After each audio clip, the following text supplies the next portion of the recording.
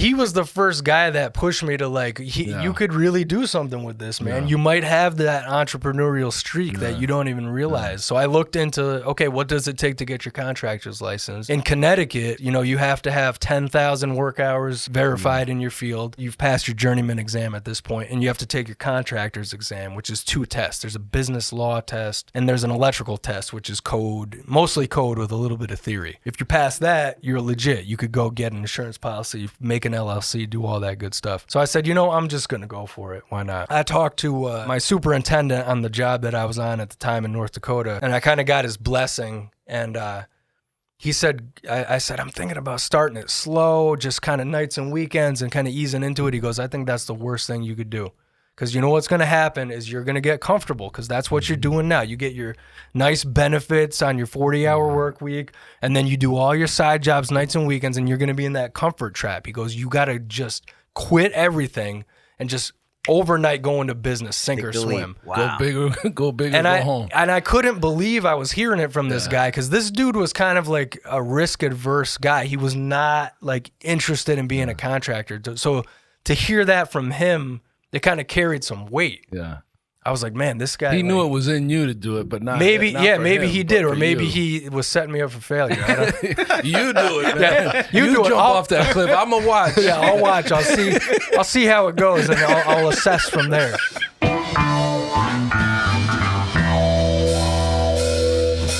Welcome to Mission Control.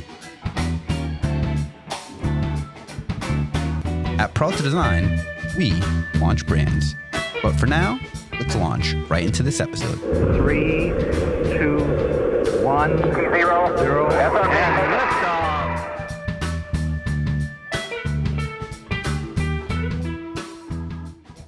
We have an electrifying, try that again, electrifying episode here with the one and only Paul Brunson, electrician, author of Not Afraid to Work, and of course, he's a recovering contractor. Welcome to the show. Thank you. Thanks for having me. Good to see you guys.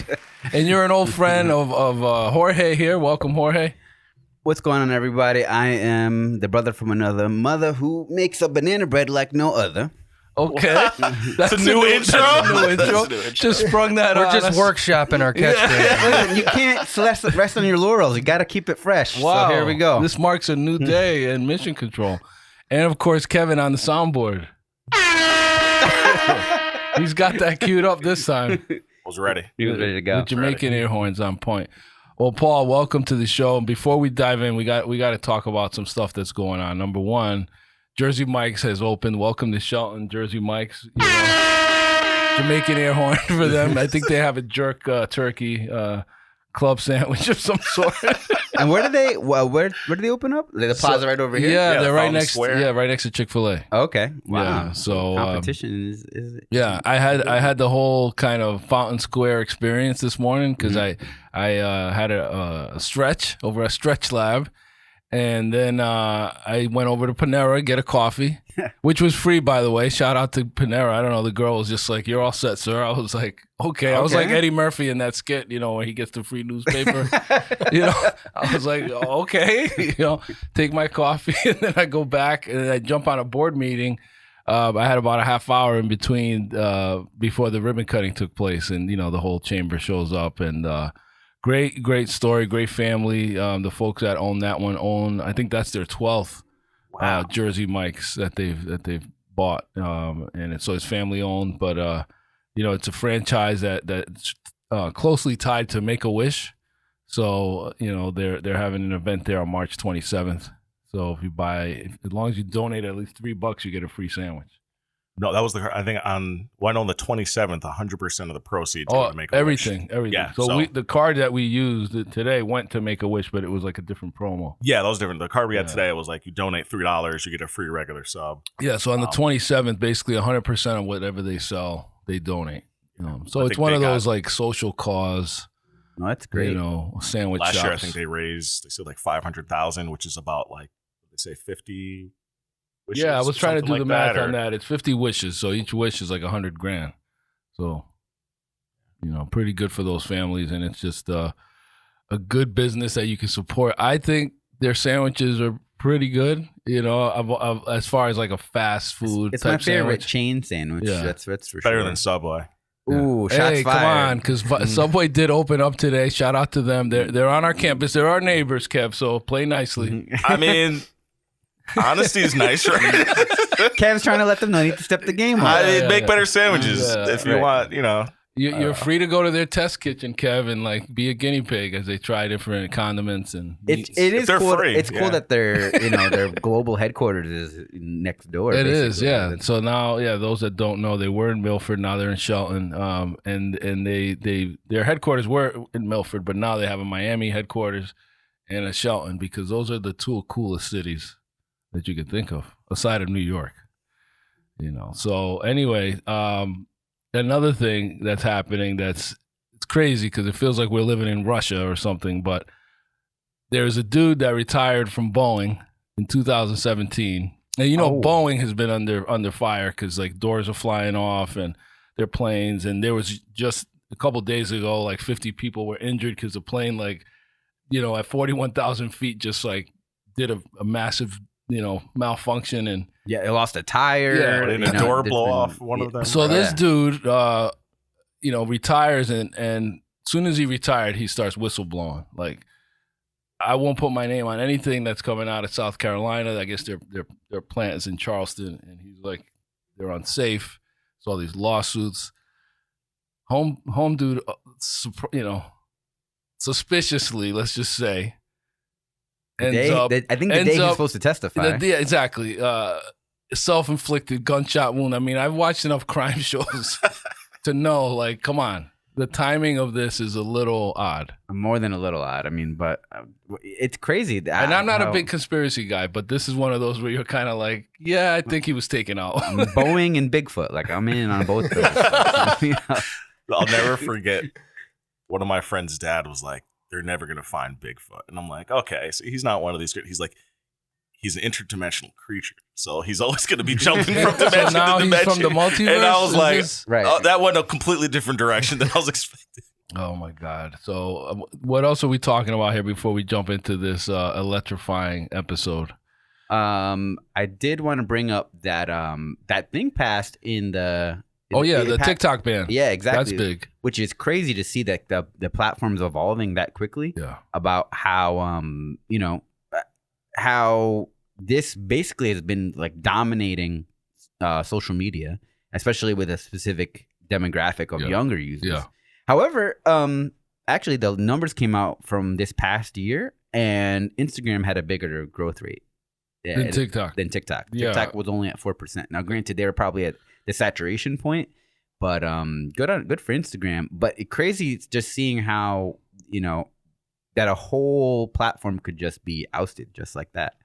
But I guess we'll see what happens. Still got some hurdles to cross. Right. It's not. It's not. It's a miracle that it was like a bipartisan bill. You know, so I mean, it's proof that if it's the right topic, they'll work together. Right. Exactly. Like they should. Right, that's the whole point of it. But yeah, apparently, there's some concessions. It's not completely banned, but like if they break free from this parent company that's owned in China, has the Senate too. Right. Whether they're going to be like, there's some throw the whole concessions thing away. That it could stay as long as they do a few things. But part of it is that they feel like they're spying. They're taking the data. The spying and the data can be used for propaganda. Messages towards our young people. It's a little bit of like the 1950s kind of like, but it's also facts. It's also like, I guess they could, if it's done well enough, you don't realize it's propaganda, and there's fear involved too. It's been brewing. Like, I mean, this guy's been in front of the Senate testifying, and so we'll see where it goes. It's interesting in the world of social media because it is a marketing tactic for many, a marketing channel, a very successful one for many brands. Yeah, I mean, a bunch of millionaires have been made from the platform. So, I mean, interesting to see how that whole thing will shake out. Yeah, it's quite shocking. But speaking of shocking, when we come back after this story, we're going to hear all about Paul Brunson. If you've got an innovation that you want to bring to the world, the first step is making sure you've got a great domain name. Visit shop.spacehost.pro to grab your domain name today and begin your new venture and your new business. Shop.spacehost.pro. So Paul, tell us your story. Take us back to that day that you first, licked a 9-volt battery. Yeah. So, I mean,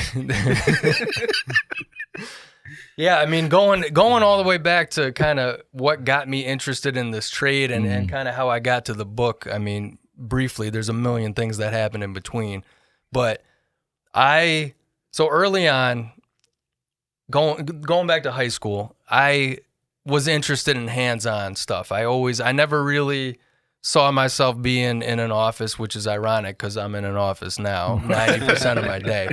But starting out, I was interested in hands-on work. I was kind of, I always gravitated towards mechanical things. And I thought maybe I would be, a carpenter or a mechanic or something. And started looking into some stuff by the time I got to the end of high school. And I kind of fell into electrical. I got lucky because I was actually looking more aggressively into carpentry at that point. And I ended up getting a part-time job that had nothing to do with electrical. This company in Manhattan was looking for part-time help just doing data entry, cleaning up their customer database. That's all it was. I didn't even know what they really did. And then I found out this company was a Motorola dealer. They installed antenna systems on buildings all over Manhattan. So one day I'm working, doing my normal boring data entry thing, thinking like, okay, this is going to get me like 3 months, make some money, and figure out what I'm going to do. I'm going to be replaced by AI with this. Yeah, exactly. Yeah, even before we even, I saw that coming way before it was in the public eye. But so I'm thinking about what I'm going to do, and I'm looking into different trades and really considering carpentry. I'm talking to people, and then I find out these guys actually install radio antenna systems. So one day, the guys, the installers were short-staffed, and they come up to me and like, hey, kid, you know how to work with tools? And I'm thinking, man, like, this is a fake it till you make it moment because I have no idea what I'm doing. But what a moment, you know what I mean, to be able to grasp that, because a bunch of people would have been like, no, that's not really my thing. And then, you know what I mean? And it would have passed me by maybe. I mean, or it would have been a lot harder for me to get into the trade. So I just said, I know a thing or two. What do you got? Oh, we're doing this job. We're putting this antenna system up. We got to run some wire, and we're just short on guys. We could use an extra body in the field. And I jumped in with these guys, and it was like love at first sight. I was like, this is it, man. I forgot about carpentry like that day. It was like electrical. This is it. So you went you skipped over like all the theory, and you got your hands wet like immediately. You said this is for me. Yeah, because a lot of people, I get that question a lot where people are like, were you that kid that was building circuits and messing with wires? And that really wasn't me. It wasn't really electrical. It was like just the general blue-collar, hands-on type of thing that interested me, like a job where you can touch it and feel it with your hands, like anything like that. And electrical was just the platform that I used to get there. It could have been plumbing. It could have been plumbing. Painting. I probably would have been just as happy as a plumber if I went that route. But electrical just provided me with that career path to get me into a trade, into an apprenticeship program, towards a license, which I found out later was one of the most important things. You know, that's what's so great about electrical, is that it's a licensed trade, not like carpentry. So carpentry, there's no license for carpentry.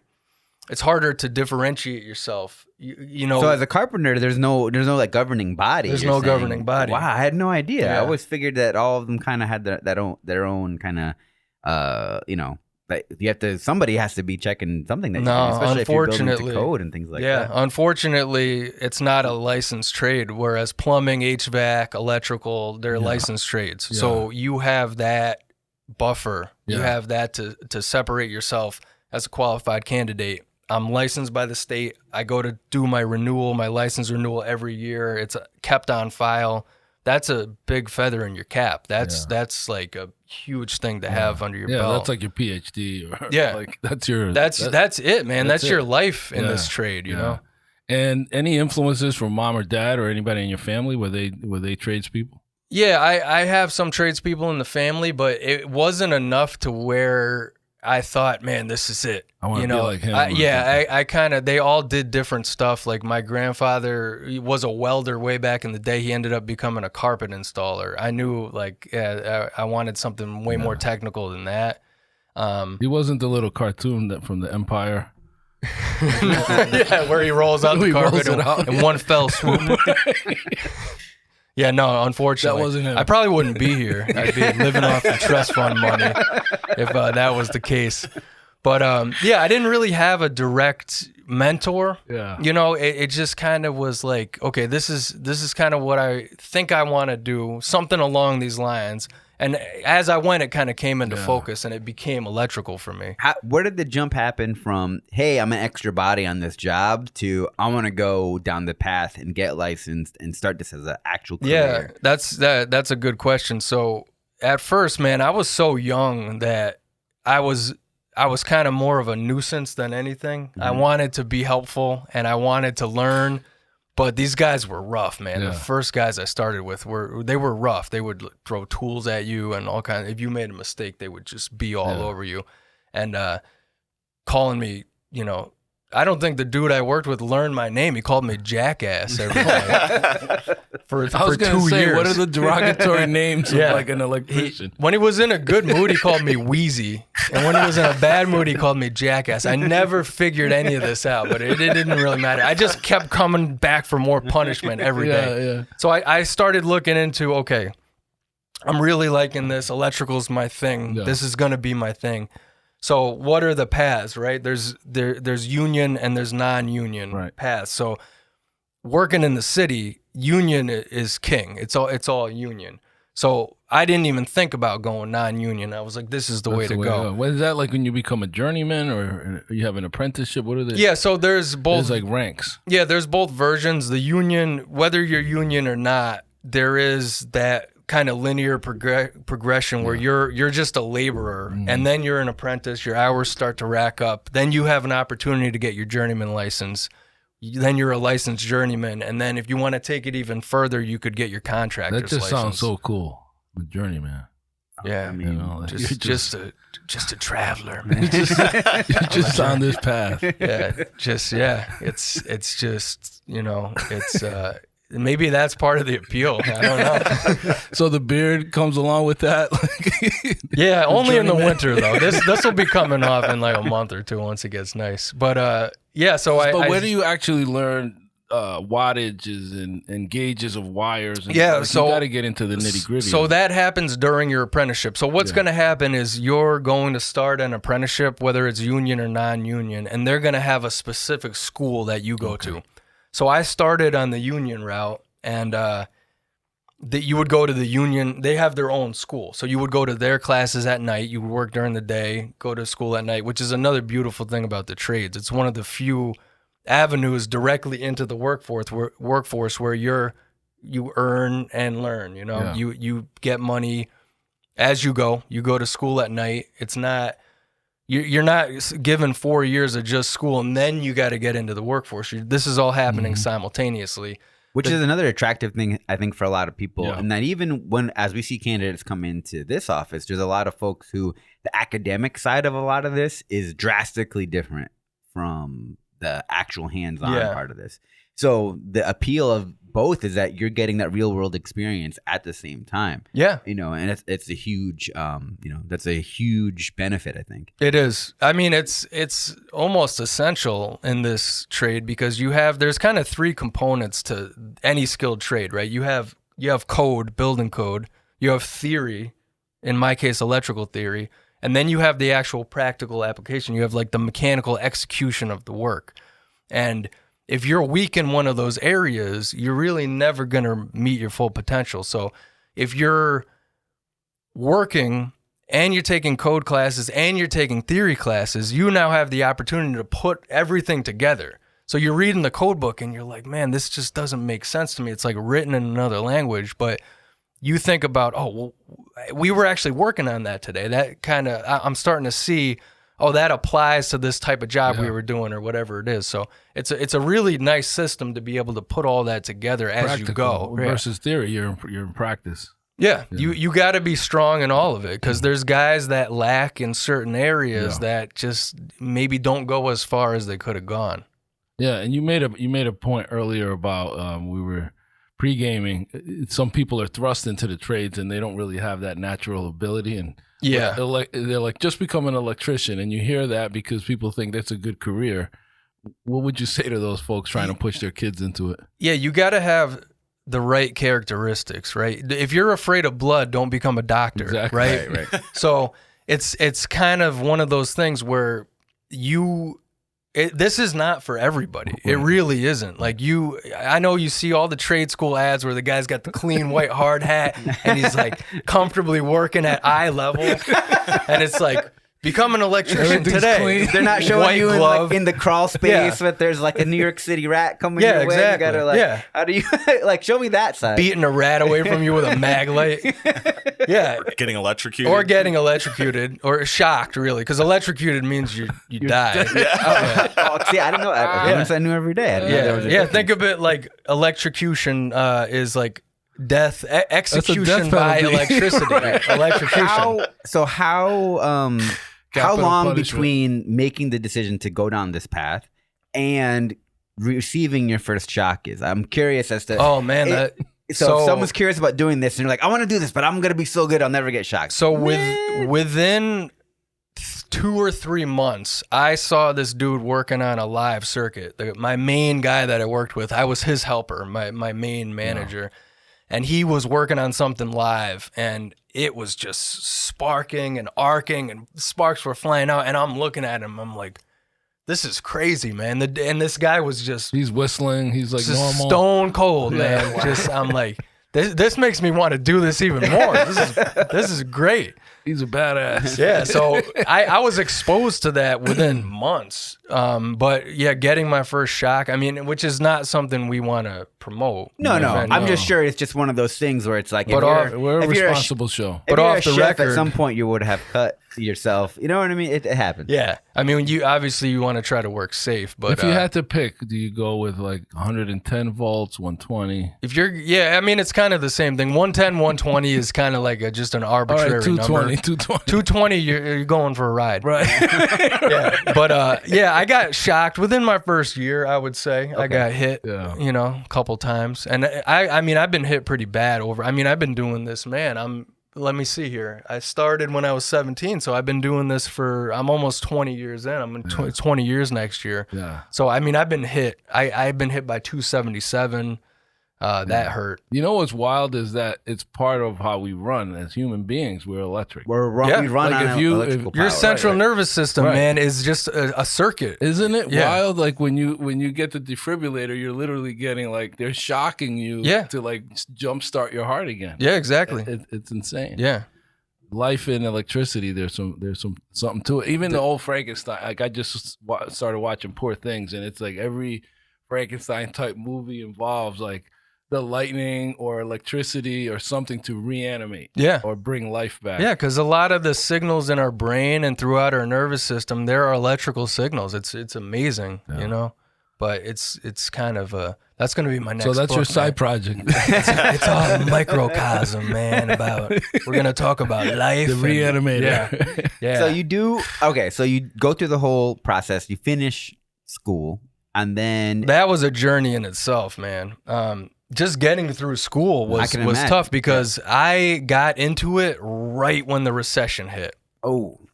So I started the trade in 2005.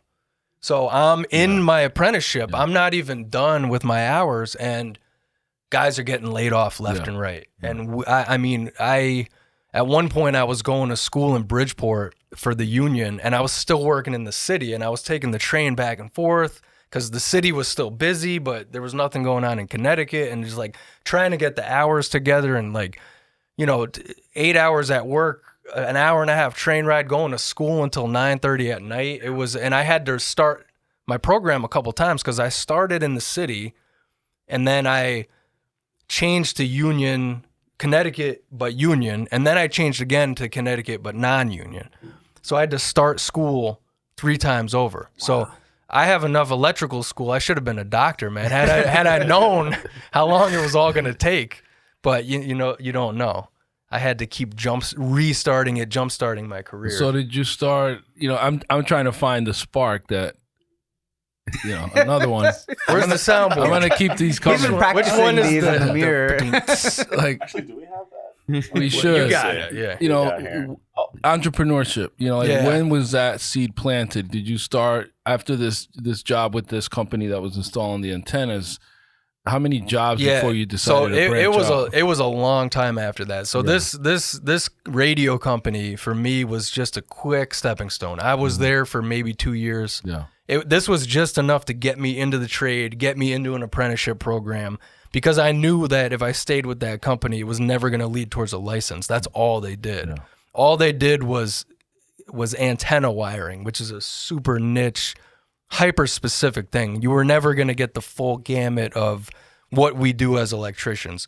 So the second I had an opportunity to come up with a more general electrical contractor that does everything, I jumped on that. So it's a 4-year apprenticeship program. So I did 4 years. I got my license when I was 22 because I lost a year jumping back and forth from union to non-union, whatever. So I'm 22, going on 23 when I got my journeyman license.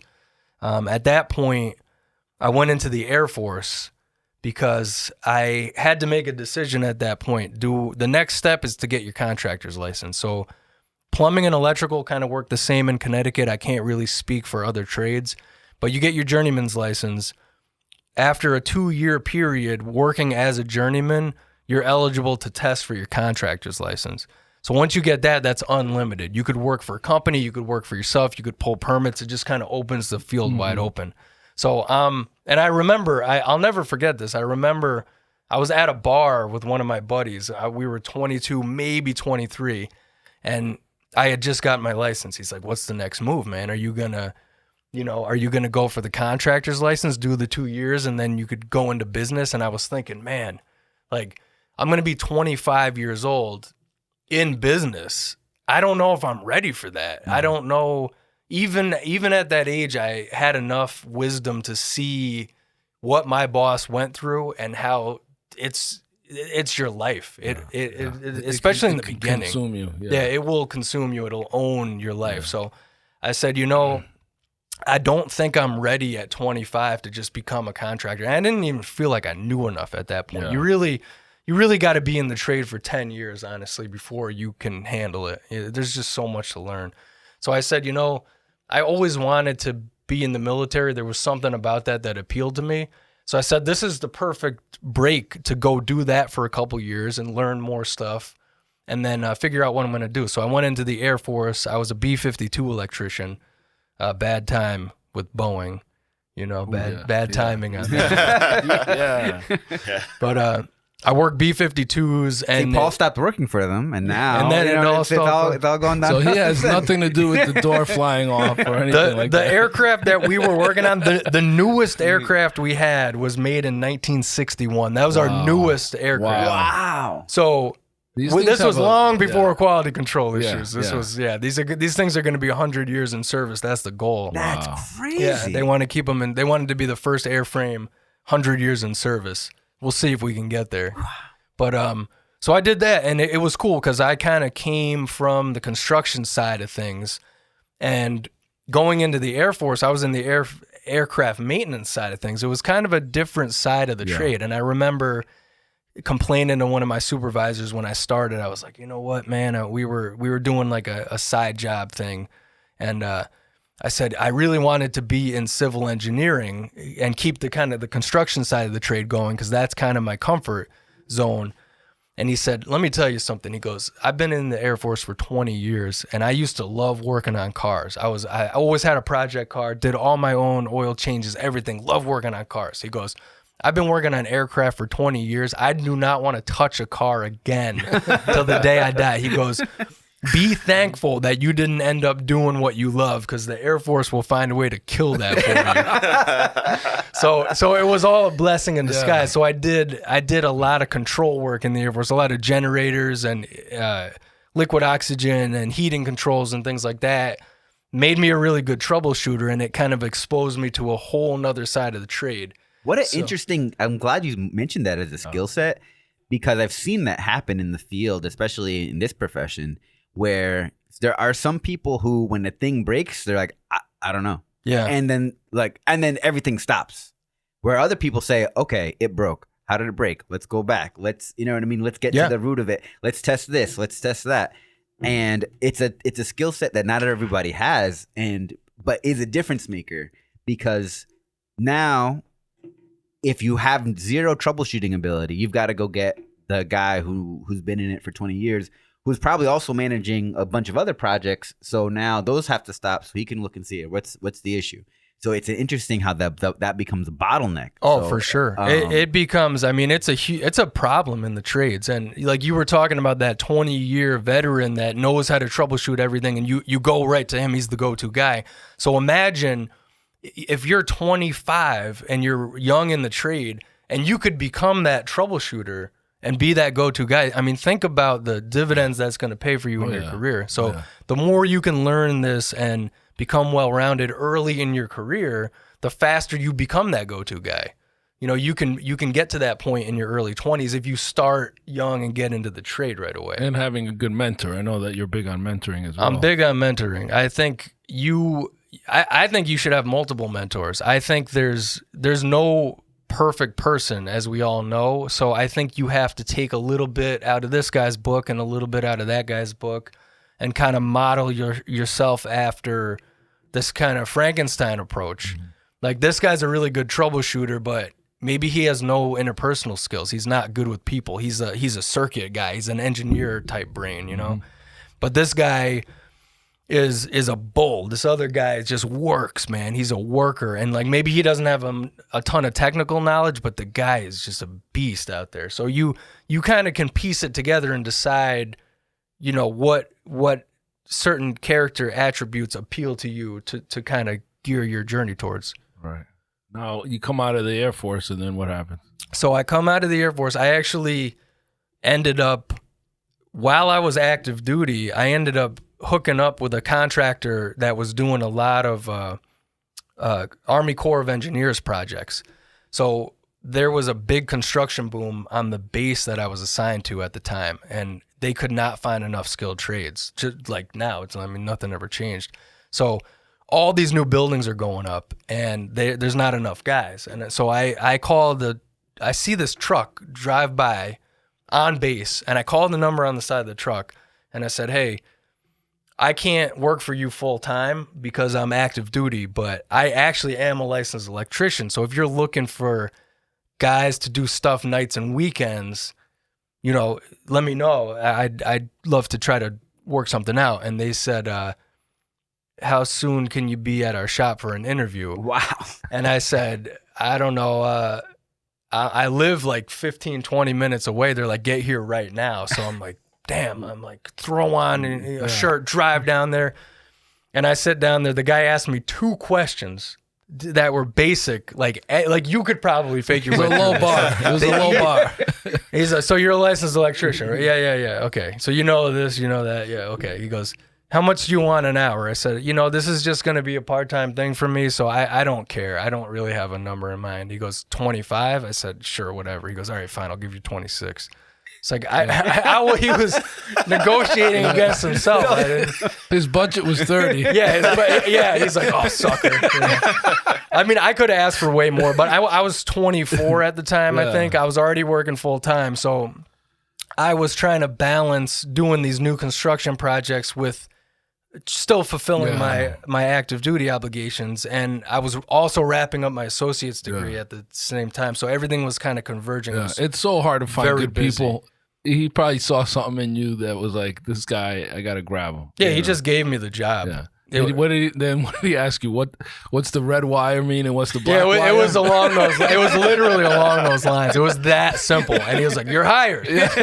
All right, cool. So I started. He's like, "Can you start today?"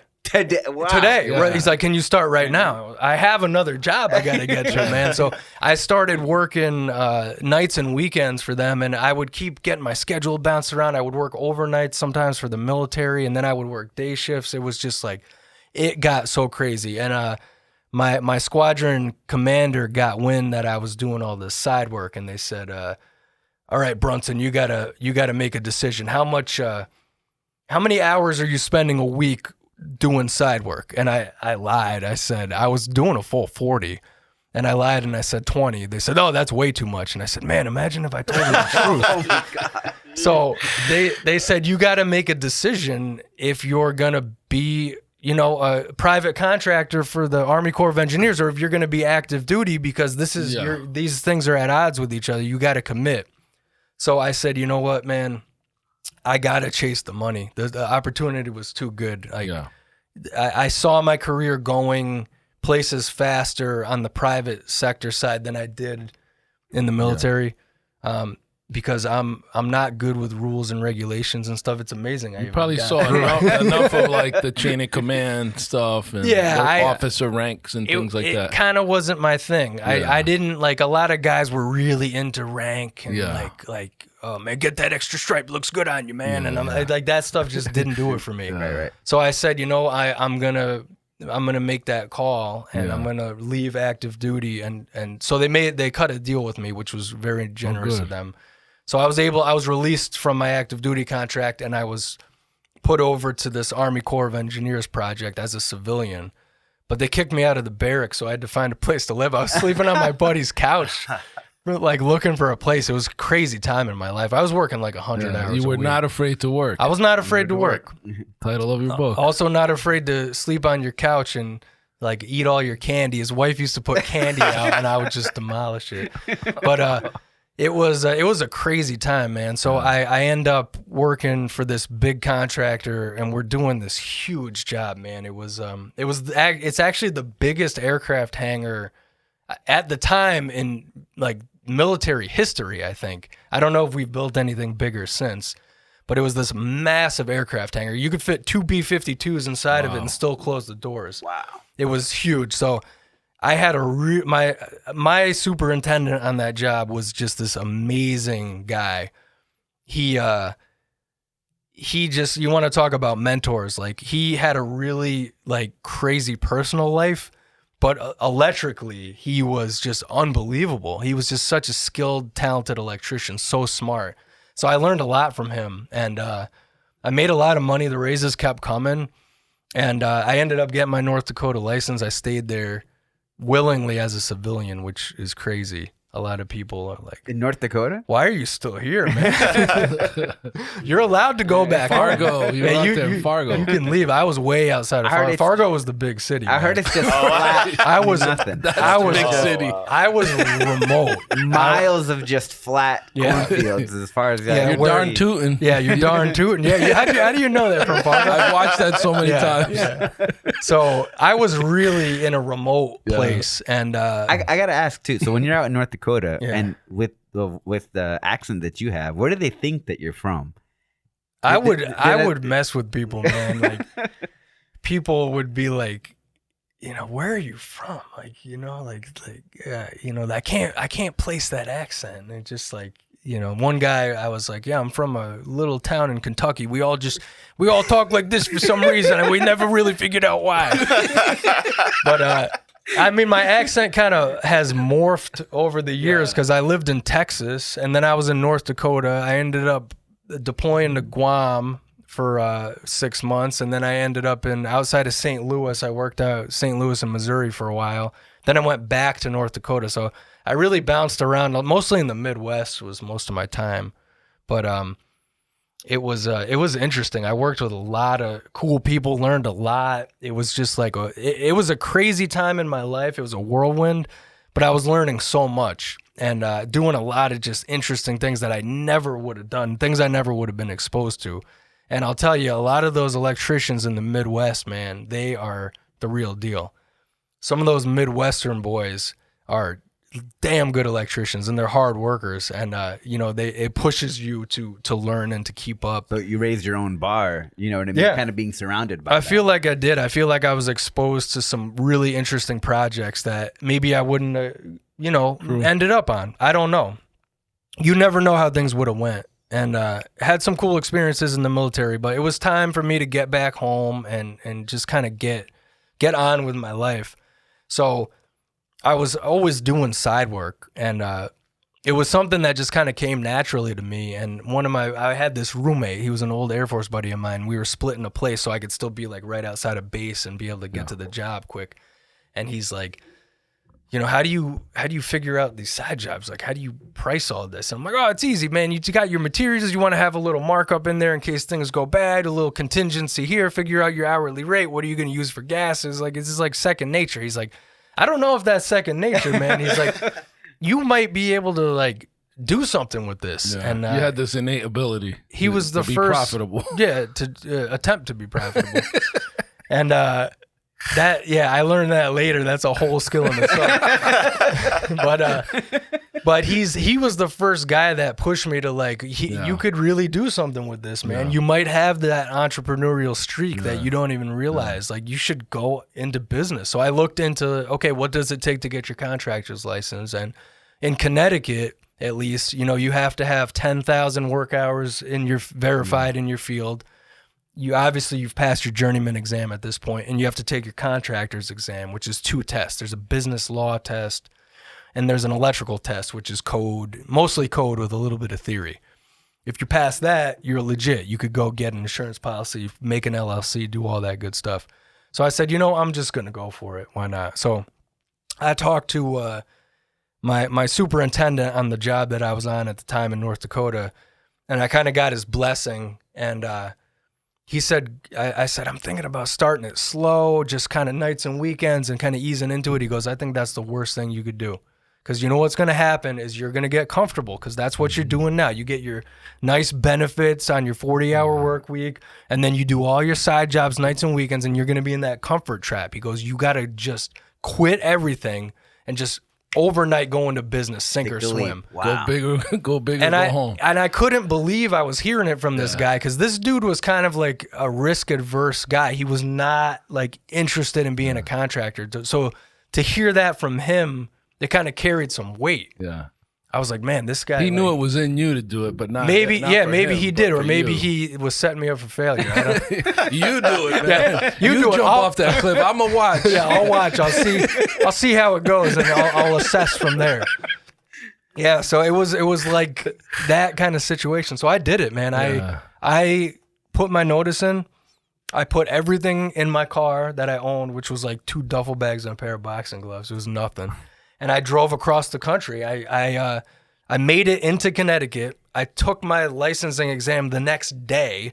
I went from the testing center to Park City Ford and bought my first van, and I was in business. I had been in the state for 24 hours. I was in business. Wow. Wasted no time. Yeah, wasted no time at all. I was just excited, man. Once I got the idea of like, maybe I can do this. Yeah. Maybe I can. Entrepreneurs have to be a little crazy. Yeah, 'Cause you do. You explain that to somebody that's not in business, and they just think it's nuts. Yeah. And it just felt right for you at the time. It did. I think a lot of entrepreneurs are real sick people. Deep down. I really do. There's something Gotta be a like couple screws loose in there. like you have some kind of complex, man. Not like no healthy, well-adjusted Right. person puts themselves. This makes through no this. sense to me, right? Yeah. Well, didn't they say like a large number of percentage of CEOs are like narcissists or psychopaths or something like Oh, that? I believe it. Probably. I believe it. Yeah, I was just like literally on the way here, I was listening to a podcast about that, and they were talking about Elon Musk, and they're going, man,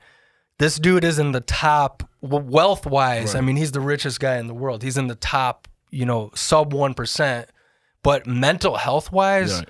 he's Sociopath. probably in the Yeah. bottom 20%. Easily. But these guys have such a drive that doesn't even matter to them. It's the quality of your life, and your mental health suffers because the drive and the grind, out of balance, yeah. the path is what keeps them going. So yeah, when I met you, you had the logo, and I mean, like you were doing all the right parts. Did you emulate or model your electrical business off any others? no, I actually didn't, because the business that I went into was a different business than what I cut my teeth in. So I came from the military and the like heavy commercial / industrial projects. So when I started my business, I really started doing more residential. Yeah. And it was a whole different business model and everything.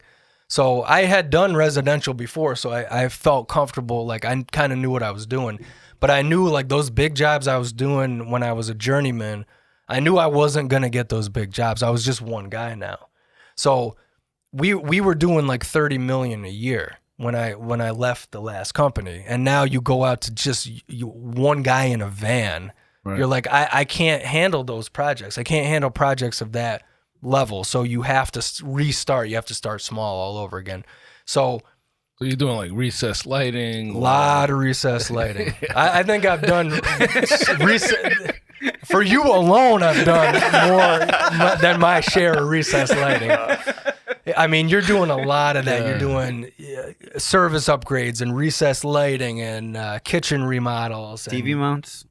TV mounts. Oh, that's a big one, man. We were throwing up TVs a couple a day, man, for sure. I used to time myself. Snaking the wires through the sheetrock. Yeah, I used to. Stuff. I started timing myself because I was like, man, I want to see how fast I'm banging these things. I'm like doing them in like 51 minutes or something else. Have you ever had to tell somebody, I can't? Listen, as much as you want to put that TV there, it's going to fall on the baby or something. Yeah, sometimes there's situations where you have to talk a homeowner through something that doesn't make sense. Like, I know this is what you think you want, but it might not be the best idea. You know, there are those, points of contention when you're out there selling jobs, but you got to do what you think is right. Yeah. They hired you. You're the professional, right? They should seek your advice.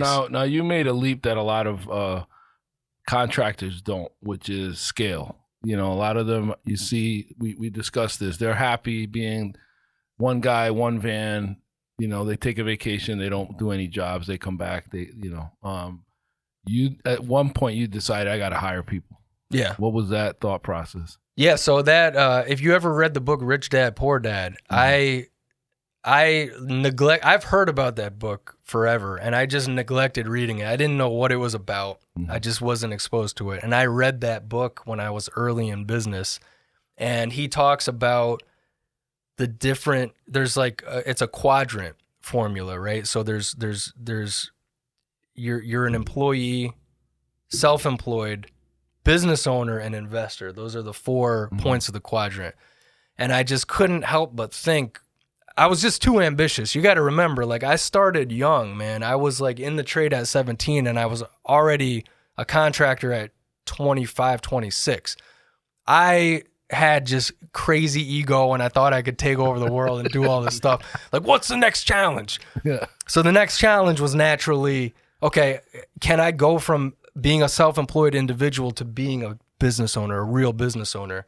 And it's not, you don't have to look at it like you have to make those leaps, because some people decide they want to be self-employed. That's a purposeful decision for them, and that is a happy life. Not everybody has to go into being a business owner. There's a lot of, like, you look at lawyers and accountants, a lot of those guys are self-employed individuals. Right, exactly. Yeah, and they're very successful. They make good money.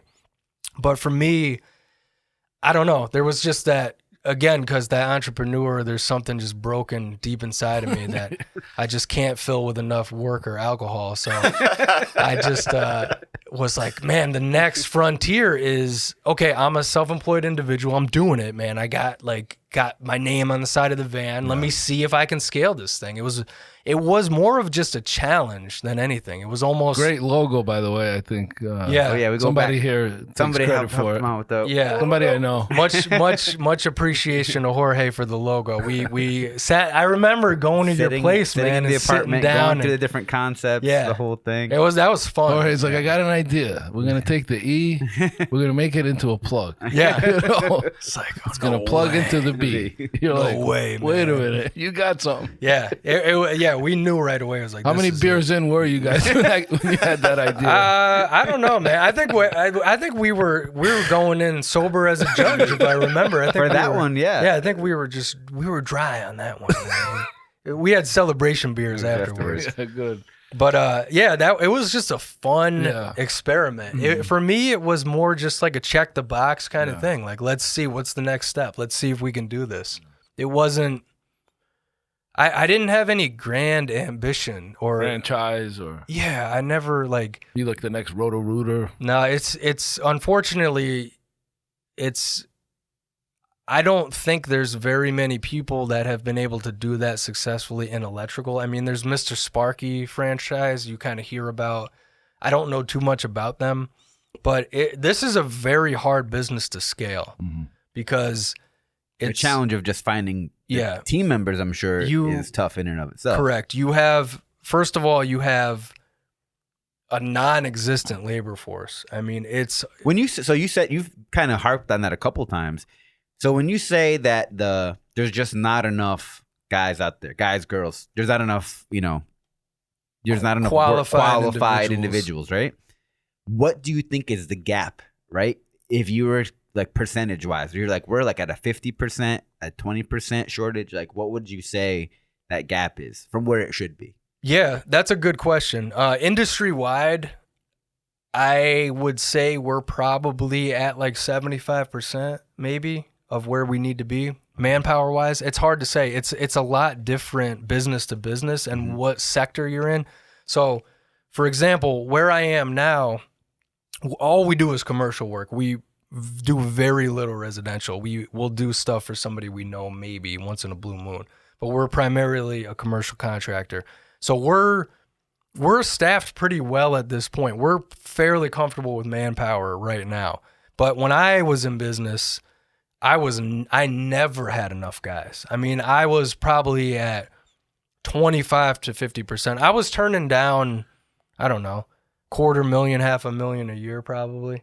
Wow, just because you couldn't. I was forced to pick and choose. And I remember even just working with you that your scheduling was pushed so far out where you would be like, it'd be April. And you're like, yeah, I might get to that in August. Yeah, it was crazy, You were man. so booked. Yeah, I had a full-time operations assistant that just would manage the schedule. And we would book ourselves 80% because you got to leave time for emergency calls, last minute things. There's in this trade, there's a lot of unknowns. We call that oh shit time. Yeah. So we had, 80-20 booked to flex time, and we always filled it. I mean, you could set your clock to it. You could set your watch to it, man. It was one of our go-to property managers had a problem. Like, these people are spending, $100,000 plus with us a year.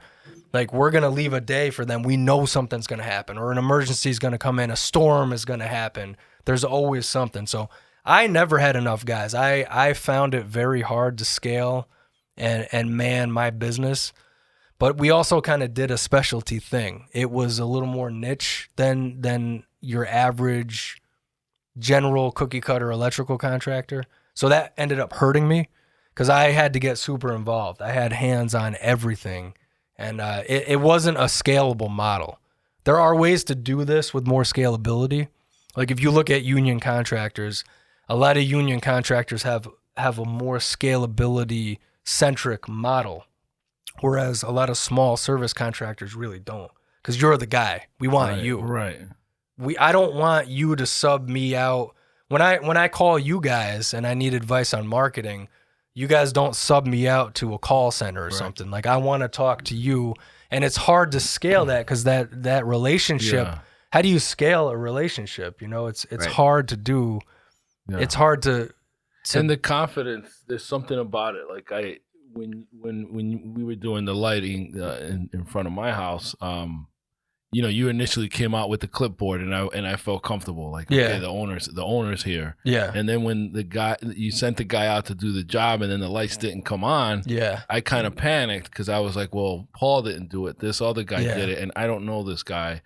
And you were like, I'll come back out. Yeah. So it's this idea of like the touch that you had to keep giving. I ended up finding a mistake. And I'm not gonna throw the dude under the bus. Right. But he was a good dude. But he made a careless mistake, and I ended up having to come out to rework what he did. Yeah. And I did that job for free. So you learn real hard lessons when you do this. Profitability comes. Profitability, yeah. Right. So. And you think about how that applies to how scalable is your business, man. If I have to come out to every job, if I have to look at what guys are doing, if I can't trust guys, I mean, how could I possibly scale? You need guys that have the same level of experience as you, and they're really hard to find. And now I want to get to your book, of course, but you also did something that a lot of guys don't do, and that was you exited the business. So yeah, take us through. Did they find you? Did you seek them out? How did that happen? Yeah, so this business, electrical contracting in general, it's a hard business to sell. Not a lot of people really sell these businesses because what's the business worth, right? You have a Is it your book? Yeah, they're not necessarily repeat, right? So yeah, I mean, your book of business is what's that really worth? It's worth as much as their trust in you. So I could sell you a business that does $2 million a year, and day one, they're like, "Who are you?" Right. "Oh, I'm the new owner." "Oh, I like the other guy. Like we're gonna go to a different contractor." So the dynamic between the owner and the old customers, you can't really put a price on that. It's really hard to sell these businesses. But luckily, I had racked up enough assets where at least I had something I could sell. Because I had trucks, I had a ton of tools. I bought everything. I was a spender. So I bought a lot, and I bought good stuff. So I was able to sell, at least my assets. And I kind of sought them out through a casual conversation. So I was friendly with one of their top guys for years. We just kind of ran in the same circle. Yeah, and it's all networking. So we were always friendly, and he always just was a real stand-up guy. Just like I always knew this dude was he was solid. You could just tell he was a trustworthy guy. And we would just always make small talk like, "Hey, how you guys doing? Are you busy?" "Oh man, we're slammed. Could never find enough guys." "How about you?" "The same. You know how it is. Like always trying to hire. It's just crazy." And I kind of started to get that early. Well, if you can't beat them, join them. Like I'm having trouble hiring guys. I cannot keep up with the work. And these guys here have an opportunity. They could kind of use a guy like me. So I thought about it for a long time. My wife and I talked it over forever. And eventually it just started with casual conversations. And I liked their culture. I liked the ownership of the company. And we decided, like, I was at a really weird point in my business where I was kind of trying to rescale. I had scaled up pretty well. I had a pretty good thing going. We were doing some decent volume. I had a couple trucks out on the road. And then I just slowly had some turnover. I started slowly replacing guys. I found myself with a new crew.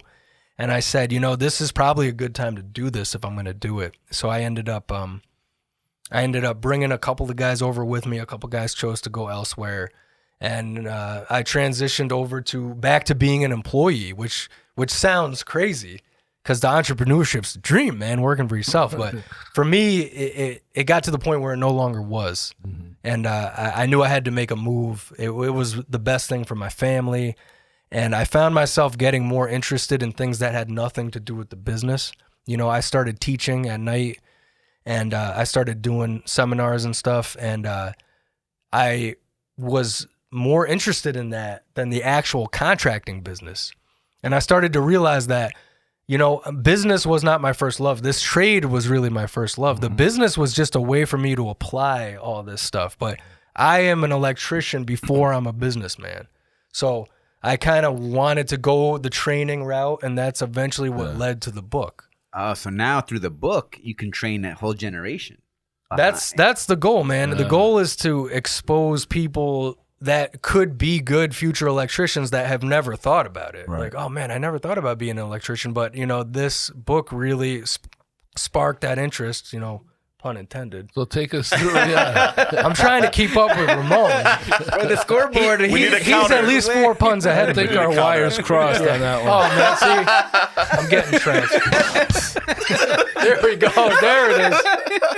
So take us through. This is the outline of this book and who it can help and what are you going to get out of this if you read it? Yeah, so the target market is really you're talking 7th grade to senior in high school. You're slowly starting to put ideas together about what you're going to do with your life. And by the way, the title is so apropos. Not afraid to work. This generation gets hammered with being lazy, freeloading. living in the mom's basement till they're 45. Like Yeah. this generation just gets hammered, and the previous, like mine, Gen X, we're the latchkey children. Yeah. We're the ones that had a job at 8 years old and all this other stuff. So not afraid to work, I think, is such a strong message.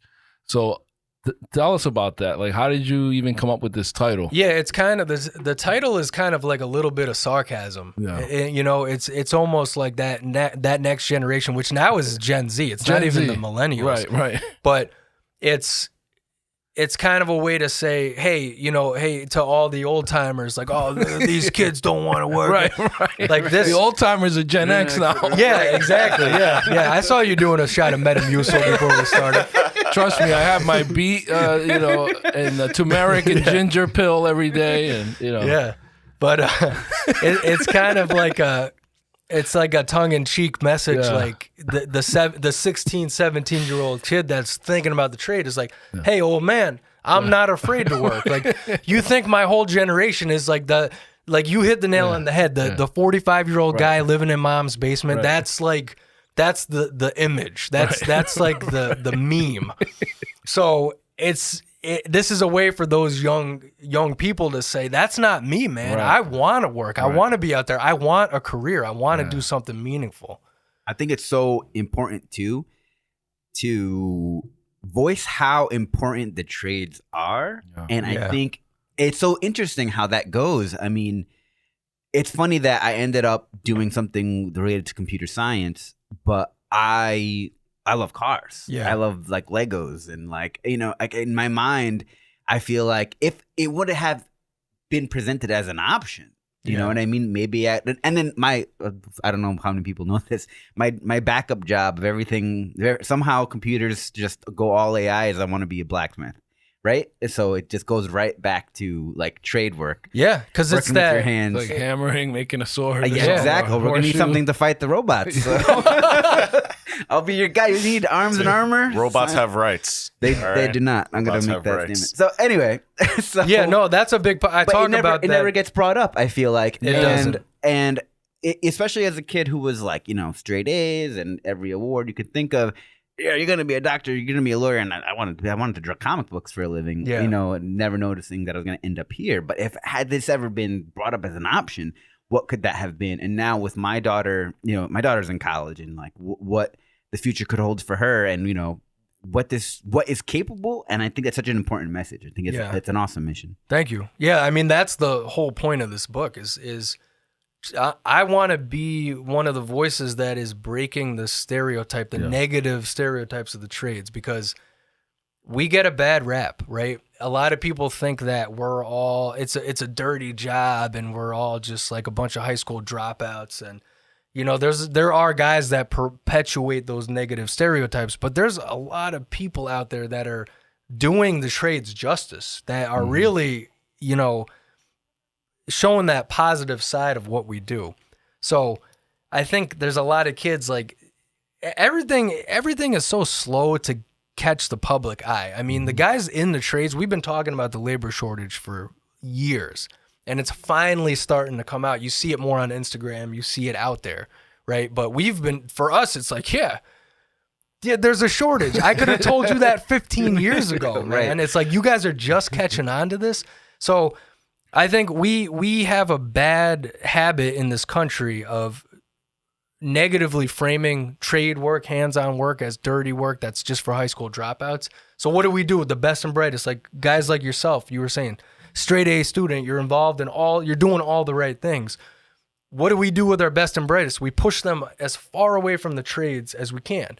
Like, oh, we can't waste you in the trades. Like, you need to go to college. You're college material. The trades are for guys that can't cut it in college, And there's a lot of people that have come up to me like, oh, hey, man, you think you could hook my cousin up with a job, man? He just got out of prison, and no real companies will hire him. And it's like, look, man, I know people have a second life. They have to get their lives back on track. But don't think that the electrical trade is just a dumping ground for people that like went off course. Like, this is a deliberate career field this is a skilled trade. that means a lot to a lot of people. We make good money, and the work is enjoyable. Like the blacksmith idea you were saying, there is something to that. Rewarding. There is really seriously, and this is even talked about in some psychological, like psychiatry journals and stuff, where touching, like we live in such a digital world, getting analog, the real thing, man. It Tactical. Like getting your hands on and creating something. It's part of what I love about working now, right? Yeah. Like I am a creator. I write code that makes things work, that turns an idea into a function that, you know, that now people get to interact with. Yeah. And that I love in and of itself, but being able to do that physically in the real world and then being able to see the fruits of my labor, like, man, that's such a huge appeal to me. While also being creative. Like, hey, I designed that sword. Hey, I designed that piece of armor, or, you know, what. Because it feels good. There's something, it unlocks something in your brain. And there's theories that it's an evolutionary trait, that we humans are rewarded with physically working, because years and years and years ago, the guys that stayed at the camp while the other guys went out to hunt and forage were the guys that got eaten by predators. Right. So there's theories that it's a biological mechanism that makes us want to work and be out there and be active, and we get rewarded with serotonin or whatever. I mean, I'm not a brain doctor. You could have fooled me for a hot we're gonna pause this and do some Wikipedia research. But there's some kind of mechanism that there's like a feel good response in the brain. Right, dopamine hit. Yeah, dopamine or serotonin, whatever it is. But I believe that's true because it's a natural high. Yeah, because it feels good, man, to work with your hands and to do something like you really feel like you've accomplished something and you feel good at the end of the day. Like there's a certain feeling you get when you're doing electrical work. Like your hands feel like, I don't know, there's something about it. You did something. Yeah. And it's very rewarding. It's something too that is getting lost, that I think for whatever reason, dads used to pass these skills on to their sons. There are certain things you should know as a homeowner to kind of take care of. And now today's society, it's like, you know, they call a technician for anything, which is why you guys, that's why we're so busy. Command a big dollar. Yeah. And you should. But what I love, I'm flipping through your book, and you've got all these tips in the back that are just great nuggets for young people. So I can hear your voice of mentorship coming through these pages, but just things like, stay positive. Negative talk leads to negative thoughts and actions, or never waste a trip to the van. Like always ask the other guys if they need anything. Things that you would think are common sense, but they're just not being taught. These are things that also transfer beyond the electrical field. They're just, be a good human. Yeah. Be helpful. 90% of that book has nothing to do with electrical. I mean, electrical is kind of the lens through which that book is written, but anybody can get something out of that. I realized when I became a contractor that you actually have to teach people how to work. It's not just about electrical work, but it's teaching people how to work. Like you were saying, a lot of that, soft skills too. Yeah, soft skills. A lot of that seems like common sense, but I've been on so many jobs where everybody is individually making these long treks out to the storage unit to get like one thing. Right. Yeah. And it's like, dude, go around the job site, write it down on a piece of cardboard, and like one guy goes out and gets everything for everybody. Or you're done with that ladder and we're 45 minutes away from sweeping up. Why would you not put that away when you had the chance? Now we got to go back there and break everything down. Or the guy that shows up to the site with one coffee. Yeah. He didn't think of asking, is anybody, like, don't be selfish. We're a team. And you have to teach that, I find. You actually have to teach guys how to work and how to look out for the guys around you and how to be more efficient. Don't waste a trip. Right. Things like that. So I felt like there was a place in the market to talk about these things. And there was really nothing like that out there. I did a ton of research before I even wrote the book. I bought every book on Amazon that I thought could be remotely like that, and nothing kind of hit on what I was planning on talking about. I'm going to read it because, you got wiring diagrams in here. I pride myself in being able to, like, put a light switch on in our condo in Florida. Yeah. And there is a good feeling to it. And there are just some things that there's going to be some good takeaways in here, but you even apply, it's like a lot of the things you've learned, I call it the halo effect, because it seems to me like even here you're mentioning growth mindset and a fixed mindset. You take two contractors, and one's short-term thinking, one's long-term thinking. But the halo effect is looks to me like you've pretty much put together a lot of things you've learned in your life in the military, books you've read, job experience, and putting it into this practical guide is really going to help a lot of people. Yeah, I hope so. I mean, that's the goal. That's the goal, is to, the 15, 16, 17-year-old kid that's reading that. Yeah. This is all new to him. He didn't read that growth mindset thing. Right. He didn't read Angela Duckworth or wherever that Grit. Grit. Yeah. He never read that book. So these concepts are new to him. I have an entire chapter about compound interest. It has nothing to do with electrical, but it's the story of these two apprentices, and one starts to save and one doesn't. And it shows how it comes back to bite you. So there's so much more than just electrical. The point is to show that electrical is not a job or any skilled trade. Forget about electrical. Electrical, carpentry, plumbing, HVAC, whatever it is. It's not just a job. It's a career, right? And you could build, there's a path for you. There are milestones to strive for, different levels of licensing. There is something to make out of this if you want to do it. And we need to attract better people. We need the best and the brightest. We need, those kids that are just kind of shuttled off to college that maybe end up doing what you guys do, or maybe they're coding, or maybe they're marketing.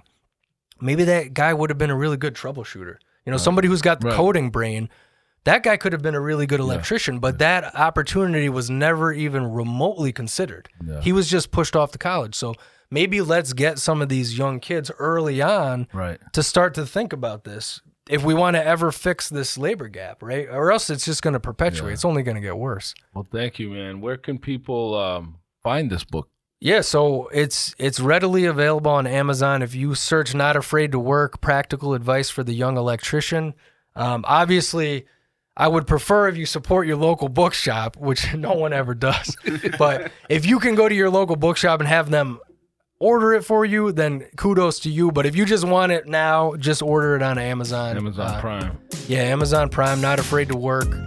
And I'm on Instagram. There's a couple excerpts I put up if you want to get a better feel for what your book's about. It's Brunson Electric. Awesome, it's all one word. Awesome. I don't have a website, but my email's in there. So if you buy the book and you're really serious about this, I know a guy that can help put a website together. It all comes full circle.